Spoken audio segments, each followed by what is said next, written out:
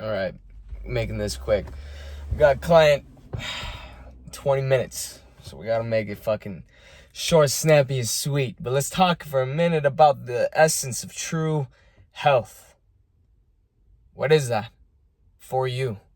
When I say that word, true health, what does that mean to you? What does that feel like for you? True health is the embodiment of a balanced table.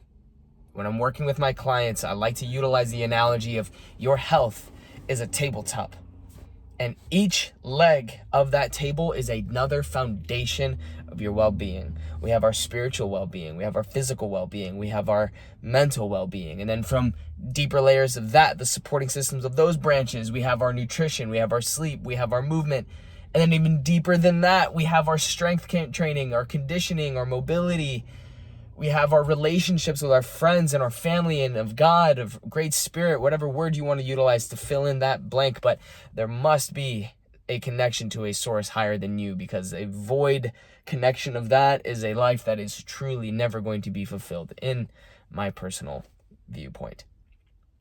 And to connect to this, that where you are right now, wherever you are, does not mean that you cannot rise to higher levels of your well-being. And that true health, even if you right now are a very healthy and well individual, that does not mean that you cannot ascend to even greater levels of health, of wellness, of true health.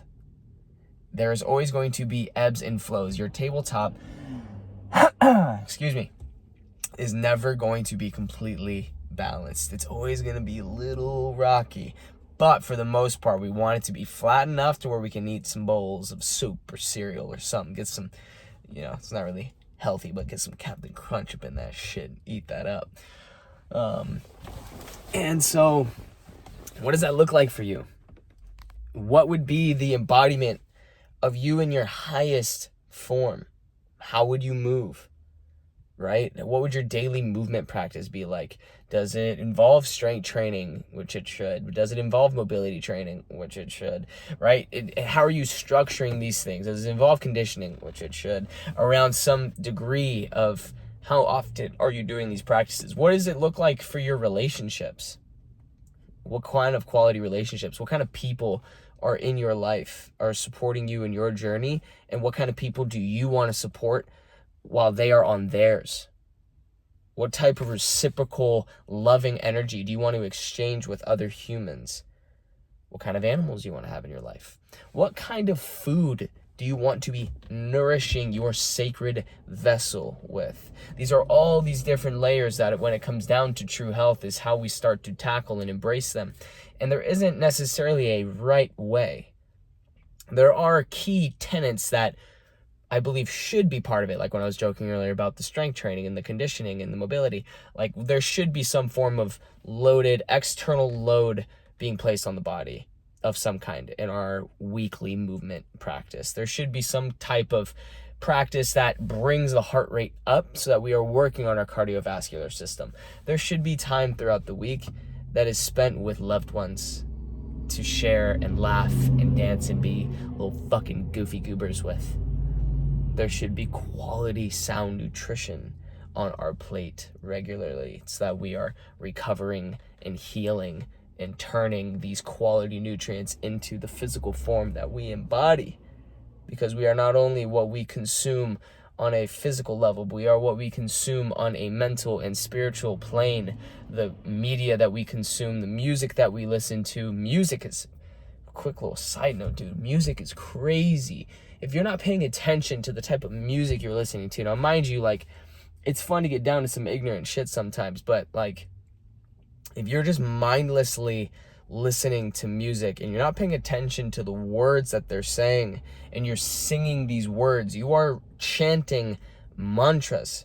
And most mainstream music is all music based upon somebody left me and I'm not ever going to be okay because this person left me. Or it's just fucking about showing off and how successful you are and how many bitches you got and how much better you are than everybody else. Like, be mindful of the words that you recite regularly through the music that you listen to is all I'm saying. Diversify your music. There's a lot of different types of music in the world. And fucking get down to some fucking ignorant shit is fun sometimes. When you're throwing around weight with your friends and you just fucking want to get after it, that shit's dope. But just be conscious. The main thing is discernment of how conscious are you when you are engaging in your practices.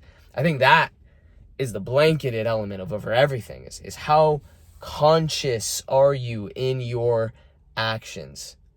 How aware are you with the things that you're doing? If you're doing yoga, running, swimming, lifting, biking, eating a steak, eating pasta, eating pizza, eating a salad, eating ass, eating fucking drinking water, or having alcohol, smoking weed, doing mushrooms, fucking meditating and fasting for 7 days, like the full spectrum of reality that a human can experience. True health, the cornerstone, the fucking like central pillar of all of that is consciousness. The conscious discernment and presence that you bring to your table that we are building, and how that trickles into all the other legs. So if you're just mindlessly doing these things, if you're just kind of doing the routine of things because life is busy and there's things to do and it's just whatever, like life's always going to be busy. There's always going to be children. There's always going to be job. There's always going to be responsibility. That's not an excuse to go void of consciousness, to go void of present awareness in the daily endeavors of your doing. Because not only do you begin to be lesser if there is an absence of a presence and awareness, but everything else is. Your children will suffer because they are not receiving the fully embodied version of you. Your work will suffer because the task, your dharma, is not receiving the fully embodied version of you. Your lover, your friends, your soul, your family, it goes on and on and on. And you can see that this element of true health, jeez.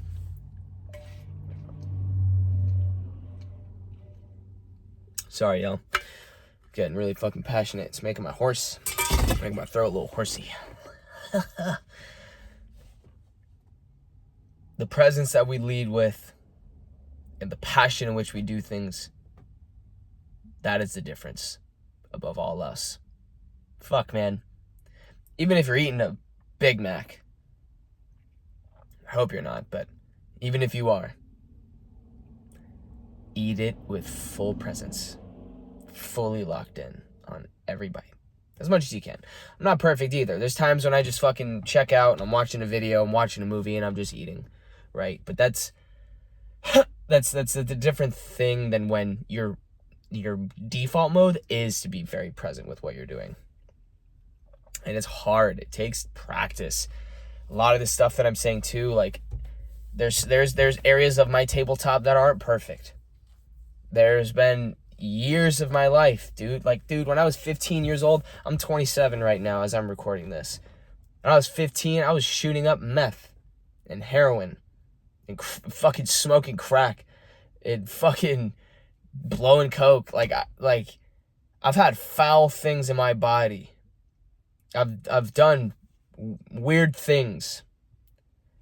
And on the other end of that, I have been to the jungle to drink ayahuasca with shamans. I've fasted for 5 days to try to find something. I've done Ramadan. I've been sober this whole year.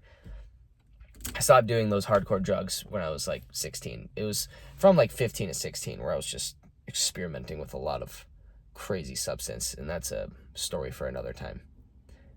I'm bringing that up though to allude, like, the journey that you're on it can be multifaceted, and where you are right now does not mean that this is where you will always be, but you feel where you can be. You have an internal knowing of your greatest potential, and the only thing that is withholding you from embodying that is you. Nobody else, nothing else. Any blame externally outside of you is an excuse. Sometimes that's a sobering reality. But it is true. If there is a will, there is a way, my friend. I promise. It's easier said than done. It takes a lot of practice. It takes a lot of will. Because we live in a world that doesn't want us to be doing this. We live in a world that doesn't want us conscious, that doesn't want you aware and present and with the things that you're doing. That's okay. That's okay. We got to give that love too. As hard as it is, still got to give that love. So overall, balance your tabletop day by day, constantly evaluating where are you now, where do you want to be, and what are the small baby steps that will take you there so that you can gradually build your palace rather than trying to do it the fast way and get there super quickly. I'm going to need to be making these videos longer. Lately I've been doing these videos like right before I get into session with one of my clients because where she lives is a really pretty area, and the surrounding area I like to park and just sit in my car and talk in these videos because I get really inspired by the surrounding area. And we'll make more time. There's a lot of these ideas that I just really want to like take my time and expand on, but I feel so called to just get this out as well. I love you. I don't know you, but I love you because you and I are the same ultimately. And whatever you do, just be present, be fully engaged with it, be fully focused. And the last thing I'll say, that the best way to really anchor in your presence and how you are meeting the world and your activities, meditation.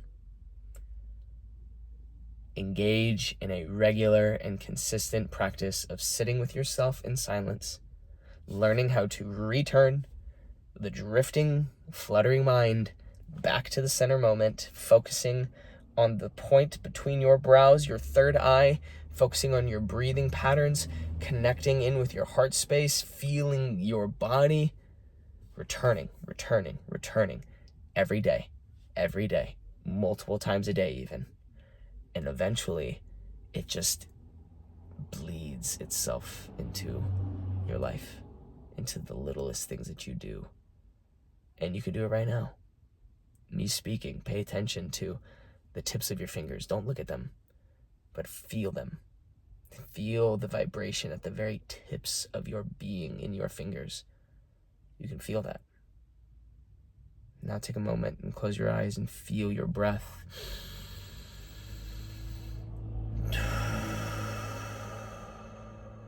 Feel your heartbeat. That's meditation. Even if it lasts less than 30 seconds. You and I just meditate together. Wow, look at that. I need a cigarette after that one. All right, but for real, I gotta go. I gotta train this client and get to a Friendsgiving. It is currently the day before Thanksgiving. I love you. Everything's working out perfectly. And the more you find yourself aligning with your true path, the more weird things get, and it's fucking awesome. I love you. God bless. See you soon.